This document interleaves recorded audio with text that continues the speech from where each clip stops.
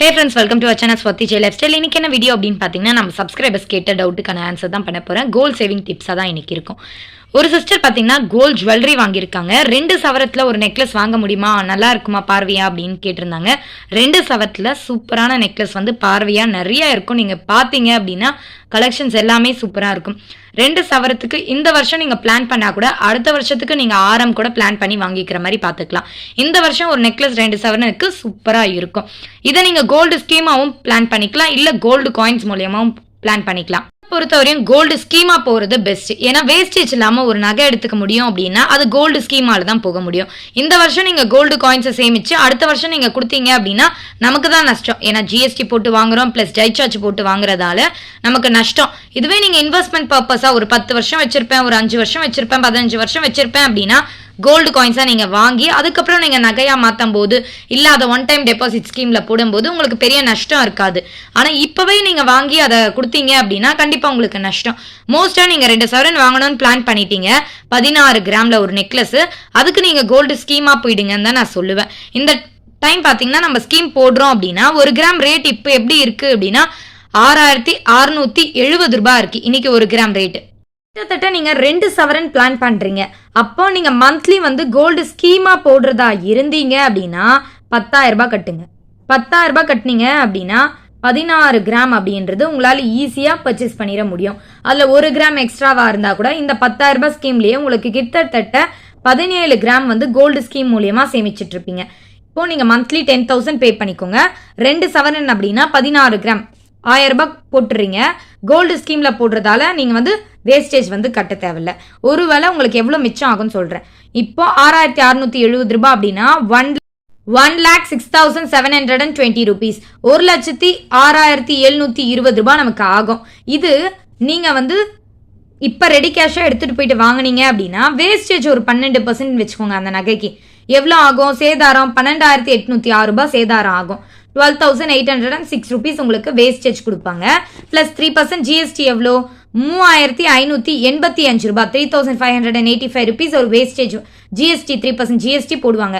கிட்டத்தட்ட இந்த 2 சவரன் நகை 16 கிராம் நீங்க வாங்கணும் அப்படின்னா உங்களுக்கு எவ்வளவு தேவை அப்படின்னா ஒரு 2 சவரனுக்கு 1,23,111 ரூபாய் தேவைப்படும். இந்த அமௌண்ட் நம்ம மிச்சப்படுத்தணும் அப்படின்னு நினைச்சீங்க அப்படின்னா ஸ்கீம் மூலியமா போயிட்டீங்க அப்படின்னா உங்களுக்கு மிச்சம் ஆயிடும். நீங்க வாங்க வேண்டியது உங்களால 10,000 ரூபாய் கட்டினீங்க அப்படின்னா 11 மாசத்துக்கு 1,10,000 ரூபாய் கட்டியிருப்பீங்க.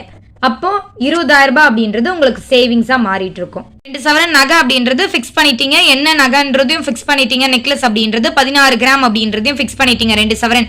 ஸோ ஸ்கீம் மூலியமா போயிடுங்க. மாசம் 10,000 ரூபாய் கட்ட முடியல அப்படின்னு நினைச்சீங்கன்னா கூட உங்களால முடிஞ்ச தொகையா ஸ்பிளிட் பண்ணிக்கோங்க. 5,000 ரூபாய் ஒன்று, 2,000 ரூபாய் ஒன்றுன்னு ஸ்பிளிட் பண்ணிக்கிட்டீங்கன்னா உங்களால ஈஸியா கட்ட முடியும். மிச்ச அமௌண்ட்டை வந்து வீட்லயே வந்து நீங்க சேமிச்சுட்டு வரலாம். அப்ப லாஸ்டா அந்த பல்கான அமௌண்ட் எடுத்துட்டு போயிட்டு நீங்க ஒரு 2 சவரன் நகை எடுக்கிற மாதிரி இருக்கும். உங்களால மாசம் 10,000 ரூபாய் கட்ட முடியாத பட்சத்துல இந்த மாதிரி ஸ்பிளிட் பண்ணி வாங்கிக்கோங்க. சிஸ்டர் வந்து 7 சவரத்துல ஒரு நகை கேட்டிருந்தாங்க, கிட்டத்தட்ட 56 கிராம். நான் வந்து ஒரு 54 கிராம் வந்து ஒரு சிஸ்டர் வாங்கியிருந்த நகை வந்து ரேட்டு சொல்லியிருந்தாங்க, அதை வச்சு உங்களுக்கு சொல்றேன். அவங்க வாங்கியிருக்க ஆரம் பாத்தீங்கன்னா 54 கிராம், 4 கிராம் பாத்தீங்கன்னா ஸ்டோனுக்கே போயிடுச்சு. 50 கிராம் தான் அவங்க வாங்கியிருக்க கோல்டு. சரிங்களா? இதுல 50 கிராம் கோல்டு ரேட் இன்னைக்கு என்ன ரேட் அப்படின்னு பாத்தீங்கன்னா 6,670 ரூபாய் இல்லையா? இல்ல 50 கிராம் அப்படின்னா 3,33,500 ரூபாய், 3,33,500 நமக்கு ஆகும். இப்போ அவங்க 4 கிராம் வந்து ஸ்டோன் வெயிட்டே போயிடுச்சு. இதுக்கு கண்டிப்பா எப்படி போடுவாங்க? 54 கிராம் அப்படின்னா 6,670 ரூபாய் அப்படின்னா நமக்கு எவ்வளவு வரும்? 3,60,180 ரூபாய் ஆகும். 3,60,180 rupees நமக்கு ஆகும். இல்ல ஸ்டோன் கால்குலேஷன் கண்டிப்பா போடுவாங்க, ஒரு 4,000 ரூபாய் போடுவாங்க. வேஸ்டேஜ் ஒரு 15% வரையும் இருக்கும். அந்த நகைக்கு 15% சேதாரம் இருக்கும். அப்ப வேஸ்டேஜ் எவ்வளவு போட்டிருப்பாங்க? 54,027 rupees, 54,027 ரூபாய் நமக்கு வேஸ்டேஜ் விழும், சேதாரம் விழும். இல்ல 3% ஜிஎஸ்டி எவ்வளவு வரும்? ஒரு 12,426 ரூபாய், 3% ஜிஎஸ்டி 12,426. 54 கிராம் கிட்டத்தட்ட ஒரு 7 சவரன் வாங்கணும். 54 கிராம் ஒரு நெக்லஸ் நீங்க பெருசா ஆரம் வாங்கணும்னு ஆசைப்பட்டீங்கன்னா ஒரு 4,30,633 ரூபாய் அப்படின்றது நமக்கு தேவைப்படுது, நெட் கேஷா தேவைப்படுது. ஏன்னா கண்டிப்பா நம்ம ஒரு பெரிய ஆரம் வாங்குறீங்க அப்படின்னா பிளெயினான டிசைன் கண்டிப்பா வாங்கியிருக்க மாட்டீங்க. ஒரு 15% சேதாரம் போடுற மாதிரி தான் வாங்குவீங்க. அதுல ஒரு 2, 3, 4 கல்லு கூட இருக்கலாம். அந்த மாதிரி பர்ச்சேஸ் பண்றீங்க அப்படின்னா நமக்கு ஒரு 4,30,633 ரூபாய் 4,30,633 rupees கண்டிப்பா நமக்கு தேவைப்படும். ஸ்கீம் மூலியமா வாங்க போறீங்களா, ரெடி கேஷ் மூலியமா வாங்க போறீங்களா, இல்ல ஏற்கனவே கோல்டு காயின்ஸை சேமிச்சிருக்கீங்களான்னு எனக்கு தெரியல. அப்படி நீங்க வாங்க போறீங்க, ஒரு ஸ்கீம் மூலியமா இந்த அமௌண்ட் நீங்க சேமிக்கணும் அப்படின்னா, ஒரு மாசத்துக்கு நீங்க ஒரு 7 சவரன் வாங்கணும் ஒரு வருஷத்துக்குள்ள அப்படின்னா, நீங்க மாசம் எவ்வளவு போட வேண்டியது வரும் அப்படின்னா, மாதம் பார்த்தீங்கன்னா 33,000 ரூபாய் கட்ட வேண்டியதா வரும். 33,000 வந்து நம்ம மந்த்லி வந்து பே பண்ணீங்க அப்படின்னா, உங்களால ஒரு 7 சவரத்துல வந்து ஈஸியா ஒரு கோல்டு அப்படின்றது ஆரம் வந்து பர்ச்சேஸ் பண்ண முடியும். கோல்டு காயின்ஸ் வச்சிருந்தீங்க அப்படின்னா ஒரு 7 சவரத்துக்கு நீங்க எடுத்துட்டு போய் டெபாசிட் பண்ணிட்டு ஒரு நகைன்றது வாங்கிக்கலாம். அடுத்ததா வந்து நம்ம சப்ஸ்கிரைபர்ஸ் வந்து எல்ஐசி பத்தி கேட்டிருந்தாங்க. இந்த மாதிரி எல்ஐசி க்ளோஸ் பண்ணிட்டேன் இல்லையா, அதை பத்தி கேட்டிருந்தாங்க. எல்ஐசியில் வந்து ஜீவனானந்த் பாலிசி தான் நாங்கள் போட்டிருந்தோம். என் ஹஸ்பண்ட் போட்டிருந்தாங்க கல்யாணத்துக்கு முன்னாடி. எவ்வளோ அப்படின்னா 5 லட்ச ரூபாய். இந்த சம் பார்த்தீங்கன்னா 5 லட்ச ரூபாய். மாதம் எவ்வளோ கட்ட வேண்டியது வந்திருக்கு அப்படின்னா 3,285 ரூபாய் 3,285 rupees வந்து மந்த்லி பே பண்ணும். இதுக்கு சென்ட்ரல் ஜிஎஸ்டியும் இருக்கு, ஸ்டேட் ஜிஎஸ்டியும் இருக்கு. சென்ட்ரலும் ஸ்டேட்டு பார்த்தீங்கன்னா 460 ரூபாய் 460 ரூபாய் 460. இதில் நாமினி வந்து யாரை வேணா சூஸ் பண்ணிக்கலாம். என் ஹஸ்பண்ட் கல்யாணத்துக்கு முன்னாடி அப்படின்னு சொன்னதால அவங்க தம்பியை வந்து நாமினியாக போட்டிருந்தாங்க. குழந்தைங்க இப்போ நீங்கள் வந்து உங்கள் குழந்தைங்க பேரில் வந்து இந்த ஸ்கீமை ஓப்பன் பண்ணியிருக்கீங்க அப்படின்னா, இப்போ குழந்தைக்கு 1 வயசு அப்படின்னா கிட்டத்தட்ட நீங்கள் 16 வருஷம் இந்த ஸ்கீமை வந்து போட்டாகணும். கம்ப்ளீட்டாக போட்டால் தான் வந்து இந்த ஸ்கீமோட பெனிஃபிட்ஸ் இருக்கும். நம்மள மாதிரி வந்து கம்ப்ளீட்டாக போடாமல் பாதியிலேயே விட்டுட்டோம் அப்படின்னா இந்த ஸ்கீமோட பெனிஃபிட்ஸ் இல்லை. இதை நீங்கள் பாதியில் விட்டுட்டீங்க அப்படின்னா ஒரு 5 வருஷம் கட்டலை அப்படின்னா இதை வந்து நம்ம ரினியூவல் பண்ணியும் ஓப்பன் பண்ண முடியாது. இந்த ஸ்கீம் அவ்வளோதான், க்ளோஸ் பண்ணிடணும். வேறு புதுசாக ஒரு ஸ்கீம் பண்ணுற மாதிரி தான் இருக்கும். ஏன்னா 5 years தான் இது வந்து கட்டாமல் இருக்க முடியும். அதுக்கு மேலே கட்டாமல் இருந்தால் இந்த ஸ்கீமோட பெனிஃபிட்ஸும் நமக்கு எதுவும் கிடைக்காது. இதை வந்து ஒரு வருஷத்துக்கு நீங்கள் எவ்வளோ கட்டியிருப்பீங்க அப்படின்னா 39,420 ரூபாய் கட்டியிருப்பீங்க. அப்போது கிட்டத்தட்ட 15 வருஷத்துக்கு நீங்கள் கட்டின தொகை 5,91,300 ரூபாய் 5,91,300 rupees நீங்கள் பே பண்ணியிருப்பீங்க. இல்லை நமக்கு எவ்வளோ அமௌண்ட் தருவாங்க அப்படின்னு பார்த்தீங்கன்னா 15 வருஷம் கழிச்சு 8 லட்ச ரூபாய் மட்டும்தான் நமக்கு பே பண்ணுவாங்களாம். இது வந்து அந்த அண்ணா எனக்கு கொடுத்த டீட்டெயில்ஸ். 8 lakhs வந்து பே பண்ணிடுவாங்களாம். 5 lakhs அப்படின்றது பார்த்தீங்கன்னா லைஃப் இன்சூரன்ஸ் மாதிரி அப்படின்னு சொன்னாங்க. இதில் தான் நமக்கு வந்து எப்போ வேணால் அவங்க நம்ம கையில் தரக்கூடிய அமௌண்ட். அதுக்கடுத்து இப்போ உங்கள் வீட்டில் பார்த்தீங்கன்னா ஒரு 37 வயசு இருக்காங்க அப்படின்னா அவங்க இந்த ஸ்கீமை போடுறாங்க அப்படின்னா ஒரு 15 வருஷம் போட முடியல, அவங்களால ஒரு 3 வருஷம் தான் போட்டிருக்காங்க அப்படின்னா நீங்கள் 1,18,220 ரூபாய் பே பண்ணியிருப்பீங்க. ஆனால் உங்களுக்கு வர தொகை அப்படின்றது 67,000 ரூபாய் தான் உங்களுக்கு பணமாகவே கொடுப்பாங்க. ரினியூவல் பண்ணாலும் கண்டிப்பாக வேஸ்ட், உங்களுக்கு எந்த ஒரு பெனிஃபிட்ஸும் இதனால் இருக்காது. இன்னொரு என்ன விஷயம் அப்படின்னா இதை கம்ப்ளீட் பண்ணாமல் விட்டாலும் நமக்கு அவ்வளோ பெனிஃபிட்ஸ் இல்லை அப்படின்னு சொன்னாங்க. என் மாமனாரோட விஷயத்துக்கு வந்துடுறேன். எல்ஐசி பாலிசியை பற்றி. எல்ஐசி அந்தனா வந்து ரொம்ப கம்பல் பண்ணாங்க அப்படின்ட்டு என் மாமனாரோட ஏஜ் பார்த்தீங்கன்னா அப்போ போடுறப்பயே கிட்டத்தட்ட 45 வயசு ஆயிடுச்சு. அந்த ஏஜில் அவரை வந்து போட சொல்லி கம்பல் பண்ணதால் அவங்களும் வந்து போட்டிருக்காங்க அந்த பாலிசி. அந்த பாலிசி வந்து கிட்டத்தட்ட ஒரு 6 மாதம் தான் அவர் வந்து கட்டியிருக்காரு. அதுக்கப்புறம் கட்ட முடியல அப்படின்னு சொல்லிட்டு இதை எடுத்துகிட்டு போயிட்டு அவங்க என்ன பண்ணிட்டாங்க அப்படின்னா ரெனியூவல் பண்ணியிருக்காங்க. ரெனியூவல் பண்ணிவிட்டு திருப்பி ஃபஸ்ட்லேருந்து ஸ்டார்ட் பண்ணி பே பண்ணியிருக்காரு. பே பண்ணி ஒரு 3 months கழித்து என் மாமனார் வந்து இறந்துட்டாங்க. இறந்தக்கப்புறம் இந்த அமௌண்ட் வந்து அப்படியே தான் நின்றுடுச்சு, எடுக்க முடியல. ஏன்னா டெத் சர்டிஃபிகேட் எல்லாமே தேவைப்படுது இல்லையா, அதெல்லாமே ரெடி பண்ணால் மட்டும்தான் அவர் நமக்கு 5 லட்ச ரூபாய் பாலிசி இல்லையா, இது 5 லட்சம் இருக்குது. அந்த 5 லட்சம் அப்படின்றது நம்ம டெத்து கழிச்சு கொடுப்பாங்க. இவங்க கட்டின தொகையே வந்து கிட்டத்தட்ட 6 மாதம் தான் முழுசாக கட்டியிருப்பாங்க. இந்த 6 மாதம் கழிச்சு ரெனியூவல் பண்ணிட்டாங்க, திருப்பி 3 months கட்டினாங்க, அதுக்கப்புறம் இல்லை. அப்போ இந்த 5 lakhs இன்சூரன்ஸ்லேருந்து நமக்கு 1.5 லட்ச ரூபாய் தான் கிடச்சிருக்கு.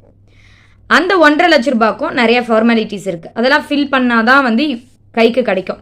இந்த 1.5 லட்ச ரூபாய் அப்படின்றது 5 வருஷம் 5 years நீங்கள் எடுக்காமல் விட்டுட்டாலும் இந்த அமௌண்ட் அப்படின்றது உங்களுக்கு கிடைக்காது. எல்லாமே எனக்கு அவங்க கொடுத்த இன்ஃபர்மேஷன். இல்லை ஏதாச்சும் மிஸ்டேக் இருந்தாலும் பரவாயில்ல, நீங்கள் கீழே கமெண்ட் செக்ஷனில் சொல்லுங்கள். நான் எனக்கு அவங்க கொடுத்த டீட்டெயில்ஸை தான் உங்களுக்கு நான் ஷேர் பண்ண முடியும். 5 years கழிச்சு டெத்தான 5 yearsக்குள்ளே இந்த 1.5 லட்ச ரூபாய் அப்படின்றது எடுத்துடணும். அப்படி 5 years கழிச்சு நம்மளால அந்த அமௌண்ட்டை வந்து எடுக்க முடியாது அப்படின்னு சொல்லிட்டாங்க. ஸ்கீமை நம்ம ஸ்டார்ட் பண்ணிட்டோம் அப்படின்னா அதை வந்து 15 years கம்ப்ளீட் பண்ணாதான் அதோட பெனிஃபிட் அப்படின்றது நமக்கு கிடைக்கும். பாதியில் விட்டுட்டாலும் நமக்கு அதோட பெனிஃபிட் அப்படின்றது கிடைக்காது. ஸோ நீங்கள் எந்த ஒரு ஸ்கீமை ஜாயின் பண்ணுறதுக்கு முன்னாடியும் யோசிச்சுக்கோங்க, 15 years நம்மளால வெயிட் பண்ண முடியுமா, அதுக்கப்புறம் தான் இந்த 5 லட்ச ரூபாய் அப்படின்றது நமக்கு கிடைக்கும். 5 லட்ச ரூபாய் நம்ம போன பிறகு கூட நம்ம பசங்களால இந்த எடுக்க முடியுமா, அவங்களுக்கு இதை பற்றி நம்ம வந்து சொல்லியிருக்கோமா ஆல்ரெடி, இந்த மாதிரி ஒரு சில விஷயங்களை வந்து நீங்கள் தெரிஞ்சுக்கிட்டு முழுசாக இதை நம்மளால பண்ண முடியும்னு பண்ணாலே நீங்கள் இறங்குங்க, இல்லைன்னா இறங்காதீங்க. நெகட்டிவும் இருக்குது, பாசிட்டிவும் இருக்குது. ஸோ உங்களை பொறுத்தவரையும் இது பெஸ்ட்டாக இருந்தால் மட்டும் பண்ணுங்க, இல்லைன்னா பண்ணாதீங்க. லாஸ்ட்டாக ஒரு விஷயத்த ஷேர் பண்ணுறேன். நம்ம வந்து ஒரு 1,87,000 அப்படின்றது நமக்கு கடன் இருக்குது அப்படின்னு சொன்னேன் இல்லையா. இந்த மார்ச் மாதம் பார்த்தீங்கன்னா இந்த கடனை நான் க்ளோஸ் பண்ணி தான் ஆகணும். ஏன்னா ஆல்ரெடி 2 இயர்ஸ் வந்து இதுக்கு வட்டி கட்டிட்டு இருக்கேன். வட்டி பார்த்தீங்கன்னா கிட்டத்தட்ட 15,000 கட்டியிருக்கேன். இதுக்கு இந்த மார்ச் மாதம் வந்தால் திரும்பியும் நான் ஒரு 15,000 வட்டி கட்ட வேண்டியதாக இருக்கும். ஸோ இந்த மார்ச் மாதமே அதனால தான் நான் கம்ப்ளீட் பண்ணணும்னு இருக்கேன். நெக்ஸ்ட் இயருக்கு எடுத்துகிட்டு போனேன் அப்படின்னா திருப்பியும் அதுக்கு வந்து நான் கடன் வந்து வட்டி கட்டணும் இல்லையா. அதுக்காக இந்த வருஷமே க்ளோஸ் பண்ணலாம். நான் வந்து சிட்டுக்காக ஒரு சில அமௌண்ட் வந்து சேமிச்சேன்ல, கோல்டு சிட் ஸ்கீம் வந்து க்ளோஸ் ஆயிடுச்சு, அதுக்கான ஒரு சில அமௌண்ட் அப்படின்றது நான் சேமிச்சிட்டு இருந்தேன் இல்லையா. கிட்டத்தட்ட நான் எவ்வளோ சேமிச்சிருக்கேன் அப்படின்னு பார்த்தீங்கன்னா ஒரு 80,000 ப்ளஸ் ஒரு 50,000 ப்ளஸ் 20,000 கிட்டத்தட்ட நம்ம சேமிச்சது பார்த்தீங்கன்னா 1,50,000 நான் வந்து என் கையில் வந்து கேஷ் இருக்குது. நான் வந்து இது எல்லாமே கோல்டு சிட்டுக்காக சேமித்தேன். பட் என் ஹஸ்பண்ட் என்ன சொன்னார், திருப்பியும் நம்ம வட்டி கட்டுறதை விட கோல்டு சிட் ஸ்கீமுக்கு வந்து அந்த ஷோரூமுக்கு ஃபோன் பண்ணி கேட்டப்போ என்ன சொன்னாங்க, 1 இயர்க்குள்ளே நீங்கள் எப்போ வேணால் இதை வந்து பர்ச்சேஸ் பண்ணிக்கலாம் கோல்டு அப்படின்னு, டைம் இருக்குது 365 டேஸ் அப்படின்னு சொன்னாங்க. திருப்பியும் நான் இன்னொரு வாட்டி என்கொயரி பண்ணணும், செக் பண்ணணும். அதுக்காக நான் கோல்டு சிட்டுக்காக இந்த 1,50,000 அப்படின்றது சேமித்தேன் வீட்டில். இந்த பணம் அப்படின்றது கோல்டு சிட்டுக்காக நான் யூஸ் பண்ணலை. என் ஹஸ்பண்ட் என்ன சொல்லிட்டாரு, இந்த கடனை ஃபஸ்ட்டு அடைச்சிடலாம், இந்த 1,81,000 கடனை அடைச்சிடலாம், அதுக்கு அடுத்த மாதம் எந்த ஒரு கமிட்மெண்ட்டும் இல்லாமல் கோல்டு சிட்டுக்காக அந்த பணம் எடுத்து வச்சுக்கோ, நீ சேமிச்சு அந்த 1,50,000 அப்படின்றது எடுத்து வச்சுக்கோ, ஒரு 5 மந்த்ஸ் கழிச்சு கூட நம்ம போயிட்டு அந்த நகை எடுத்துக்கலாம், நீ கேட்ட மாதிரி 5 சவரன் நகை எடுத்துக்கலாம் அப்படின்னு சொன்னாங்க. சரி, அதுவும் பெஸ்ட்டான ஆப்ஷனாக எனக்கு தோணுச்சு. திருப்பியும் ஏன் வட்டி கட்டணும், ஸோ பேசாமல் அந்த 1,81,000 கடனை அடைச்சிடலாம், அதுக்கப்புறம் நம்ம 5 சவரன் நகை எடுக்கணும்னு பிளான் பண்ணியிருந்தோம் இல்லையா, அதுக்கு அமௌண்ட் போட்டு எடுத்துக்கலாம் அப்படின்ற பிளானில் இருக்கேன். ஸோ 1,50,000 அப்படின்றது சேவ் பண்ணிட்டேன். தீபாவளிக்கு ஒரு 45,000 அப்படின்றது கிடைக்கும். டோட்டலாக பார்த்தீங்கன்னா 1,95,000 அப்படின்றது நம்ம சேவ் பண்ணிட்டோம். ஏன்னா வட்டியே ஒரு 15,000 சொல்லிட்டேன், இது ஒரு 1,81,000 கிட்டத்தட்ட 1,95,000 அப்படின்றது சேவ் பண்ணிட்டோம். கடன் வந்து அடுத்த மாதம் கம்ப்ளீட் பண்ணலாம் அப்படின்ற பிளானில் இருக்கேன். ஏன்னா ஆக்சுவலி நான் கோல்டு சிட் ஸ்கீமுக்காக சேவ் பண்ணேன், அந்த அமௌண்ட்டை எடுத்துகிட்டு போயிட்டு கடனுக்கு கட்டி முடிச்சிடலாம், அதுக்கப்புறம் வந்து சேமித்து கோல்டு சிட் ஸ்கீமை வந்து க்ளோஸ் பண்ணி எடுத்துடலாம் அப்படின்ற பிளானில் இருக்கேன். நீங்களும் ஒரு சஜஷன் கொடுங்க. என்னோட ஐடியாஸும் நான் ஷேர் பண்ணியிருக்கேன், நீங்கள் கேட்ட டவுட்ஸ் எனக்கு தெரிஞ்ச விஷயங்களும் நான் சொல்லியிருக்கேன். இந்த வீடியோ உங்களுக்கு பிடிச்சிருக்குன்னு நினைக்கிறேன். பிடிச்சிருந்தா ஒரு லைக் பண்ணிக்கோங்க. தேங்க்ஸ் ஃபார் வாட்சிங்.